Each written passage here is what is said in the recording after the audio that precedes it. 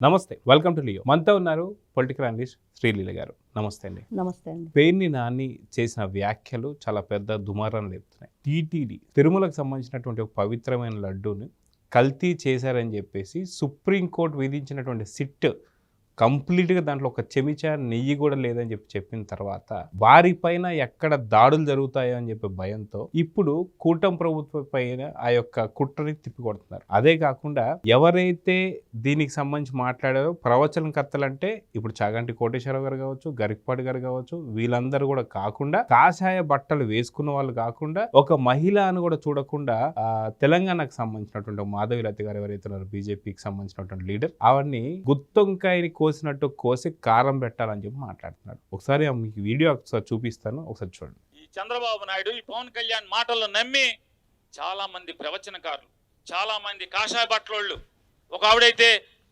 హైదరాబాద్ నుంచి భజన చేసుకుంటూ వచ్చేస్తుంది, ఒక ఆవిడ రైల్లో, ఆవిడెవరో బీజేపీ ఆవిడయ్యా, ఎవరో పేరు తెలియలే, హైదరాబాద్లో రైలు ఎక్కి భజన చేసుకుంటూ అమ్మో జగన్మోహన్ రెడ్డి కలిపేశాడు భజన చేసుకుంటూ వచ్చేస్తుంది.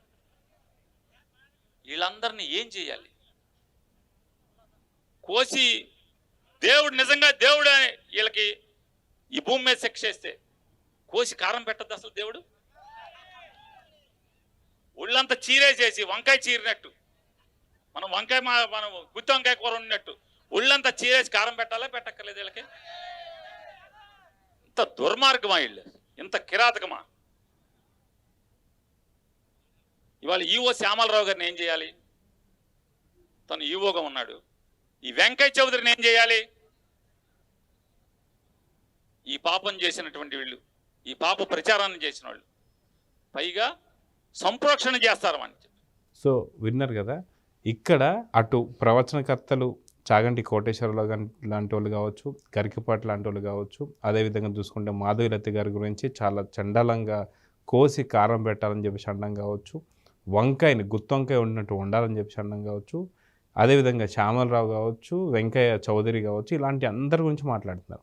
కానీ ఈ యొక్క పాపాన్ని చేసిన వారు అని అనకుండా పాపాన్ని ప్రచారం చేసినారు. అంటే పాపం చేసింది వీళ్ళే అని చెప్పేశారు.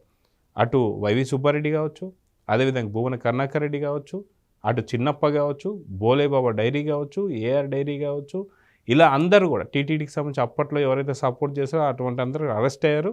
వాళ్ళపైన విచారణ జరుగుతుంది. సుప్రీంకోర్టు వేసిన సిట్కి సంబంధించి ఇప్పుడు మనం చూస్తూ వస్తున్నాం.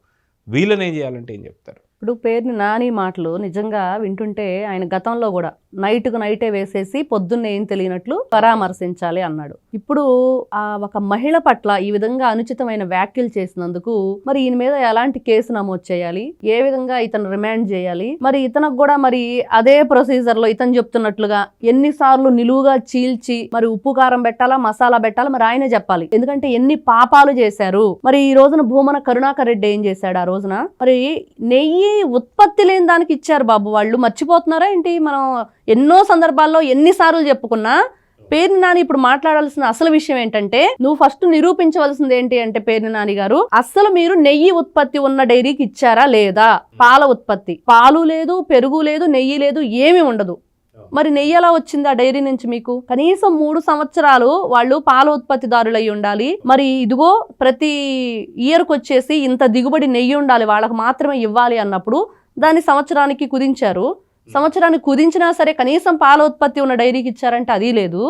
మరి ఈ రోజున హిందువుల పట్ల, హిందువుల యొక్క ఏదైతే మనోభావాలను దెబ్బతీసే విధంగా స్వామివారి దేవాలయంలో వీళ్ళు చేసిన ఏదైతే అవినీతి కానివ్వండి, ఘోరాలు కానివ్వండి, ఆ మహాపాపం ఏదైతే ఉందో అదంతా కాకుండా ఈ రోజున పేర్ని నాని మాట్లాడిన మాటలు అంటే కాషాయ బట్టలు కట్టిన వాళ్ళ గురించి, నారా చంద్రబాబు నాయుడు గారి గురించి, పవన్ కళ్యాణ్ గారి గురించి, ప్రవచనకర్తల గురించి, అంటే చాగంటి కోటేశ్వరరావు గారు ఈ రోజున ఏదైతే కూటమి ప్రభుత్వానికి సలహాదారుగా ఎందుకున్నారు?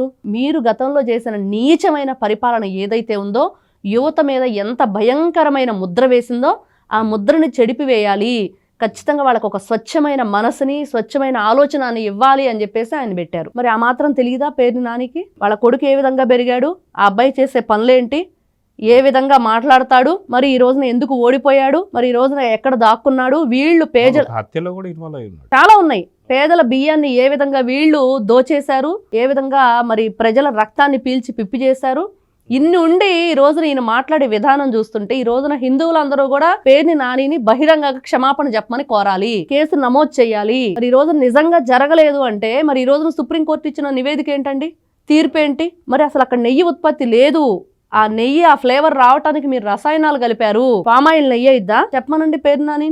ఆ రోజున స్వచ్ఛమైన నెయ్యి కాదని చెప్పి మనం చెప్పాము, పామాయిల్ నెయ్యి కాదు, అదే సిట్ తెలిసింది. మరి అదే చెప్పారు కదా, మరి నువ్వు ఇంకా ఏం కాదని చెప్పి ఈ రోజున అందరినీ ఈ విధంగా మాట్లాడాల్సిన అవసరం ఏంటి? అంటే ఇక్కడ నాకు అనిపిస్తున్నటువంటి ఒక పాయింట్ ఏంటంటే ఇక్కడ ఆ రోజు చేసినటువంటి ఒక ఏదైతే ఈ యొక్క శ్రీవారి లడ్డుని కల్తీ చేస్తానికి వీళ్ళు 1 లీటర్ పాలు కానీ లేదా కనీసం 1 కేజీ వెన్న కానీ లేకుండా 1 స్పూను నెయ్యి కూడా దాంట్లో లేదని చెప్పి తేల్చి చెప్పిన తర్వాత ఎక్కడ హిందువులు వచ్చి తిరగబడి కొడతారేమో లేదా దాడులు చేస్తారేమో అని చెప్పేసి అని, అది కాక ఇప్పుడు జగన్మోహన్ రెడ్డి పులివెందలకు ఎమ్మెల్యేగా ఉన్నాడు కాబట్టి తను రాజీనామా చేయమని చెప్పి చాలా పెద్ద ఎత్తున డిమాండ్ జరుగుతుంది. అదేవిధంగా వైవి సుబ్బారెడ్డి అక్కడ పెద్దల సభలో ఉన్నాడు, తను దానికి కూడా రాజీనామా చేయాలని చెప్పేసి పెద్ద ఎత్తున డిమాండ్ వస్తున్నటువంటి సందర్భంలో తిరిగి రివర్స్ దాడి చేస్తున్నారు అంటే మళ్ళీ ఈ యొక్క వ్యాఖ్యల్ని తిప్పి కొడుతున్నారని చెప్పి అనుకోవాలంటారు. ఖచ్చితంగా అసలు ఈ రోజున పేరుని నానికి ఏ దేవస్థానానికి వెళ్ళే అర్హత లేదు,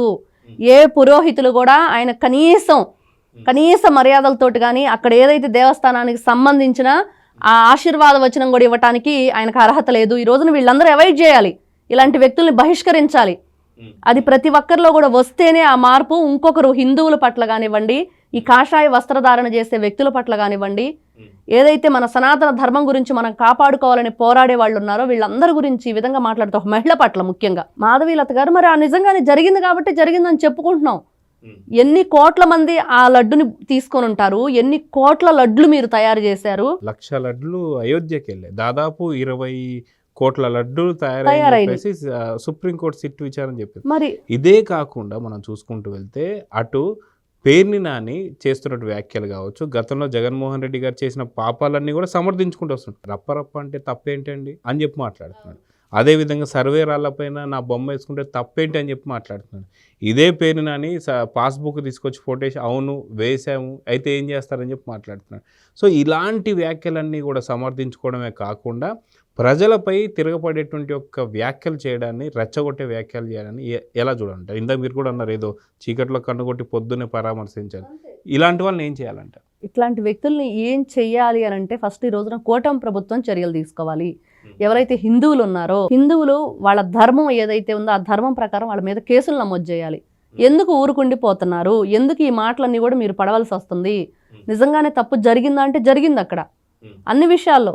50 కేజీల బంగారాన్ని కొట్టేయలేదా స్వామివారి ఆ తాపడం చేయించకుండా? మరి వీళ్ళు షాల్స్ విషయంలో చేయలేదా? స్వామివారి ఏదైతే ఇవన్నీ అక్కడ జరిగేవన్నీ తలనీలాల విషయాలు అన్నిట్లో చేసేశారు. ఆ భోజనాల విషయాల్లో కానివ్వండి, ఈ లడ్డు తయారు కానివ్వండి, మరి అక్కడ లడ్డు తయారు చేసే కార్మికులే చెప్పారు కదా ఒక రకమైన స్మెల్. తప్పులు కాకుండా తిరుమల పైన పోలీస్ అతిథి గృహం పక్కన ఖాళీ మద్యం సీసాలు పెట్టి కూటమిపై బురద జల్లాలనే ప్రయత్నాలు. అంటే ఎప్పటికప్పుడే వీళ్ళ మీద చర్యలు తీసుకోపోవటం వల్లే ఈ విధంగా రెచ్చిపోయే ధోరణి. ఇంకా మా తప్పేం లేదు, మరి తప్పుంటే మా మీద చర్యలు తీసుకోవాలి కదా అంటే ఈ రోజున ఏం చేయటం లేదు అనేది వీళ్ళ ఉద్దేశం. కాబట్టి ఈ రోజున కూటమి ప్రభుత్వం మీద బాధ్యత ఉంది. ఎవరైతే హిందువుల పట్ల వీళ్ళు ప్రవర్తిస్తున్న తీరుకి హిందువులు మత గురువులు కానివ్వండి, మత పెద్దలు కానివ్వండి, ప్రవచనకర్తలు కానివ్వండి, ఎవరైతే సపోర్ట్ చేస్తున్నామో అందరి మీద ఆ బాధ్యత ఉంది. మరి వాళ్ళని ఏం చెయ్యాలి, ఎందుకు ఈ విధంగా మాట్లాడుతున్నారంటే క్షమాపణ చెప్పించాలి. అప్పుడే కదా ఈ రోజున ఒక ప్రవచనకర్త ఏదో మాట్లాడారు, ఓ చిన్న ఏదో కులాన్ని తీసుకొచ్చారు అనేసి వాళ్ళ గురించి కూర్చోబెట్టి మీరు క్షమాపణ చెప్పిస్తున్నారు. మరి ఇలాంటి రాజకీయ నాయకుల పట్ల ఎందుకు ఈ విధంగా మీరు ఊరుకుండిపోతున్నారు? ఎందుకు మీరు వెంటనే వాళ్ళ మీద స్పందించి మీరు ఇలా చేయటం మాట్లాడటం తప్పు, క్షమాపణ చెప్పండి, కావాలనే మాట్లాడారా, ఉద్దేశపూర్వకంగానే మాట్లాడారా, లేకపోతే మీ పార్టీ ఇచ్చిన స్క్రిప్టా, జగన్మోహన్ రెడ్డి గారు మాట్లాడమంటే మాట్లాడారా? మరి ఈ రోజున సుప్రీంకోర్టు ఏదైతే తీర్పు ఇచ్చిందో దాన్ని మీరు ఆ నివేదికని మరి ఎదురు దాడి చేస్తున్నారా? అంటే కోర్టును కూడా ధిక్కరిస్తున్నారా? ఇన్ని రకాలు ఉన్నాయి ఆయన మాట్లాడిన మాటల్లో, ఇన్ని విధాలుగా. మరి భూమన కరుణాకర్ రెడ్డిని, ధర్మారెడ్డిని, సుబ్బారెడ్డిని వీళ్ళందరినీ ఏ నూనెలో వేయించాలండి? వీళ్ళు ఏదైతే నెయ్యి అని చెప్తున్నారో దాంట్లో వేసి వేయించాలా? ఎన్ని ముక్కలు చేయాలి వీళ్ళని?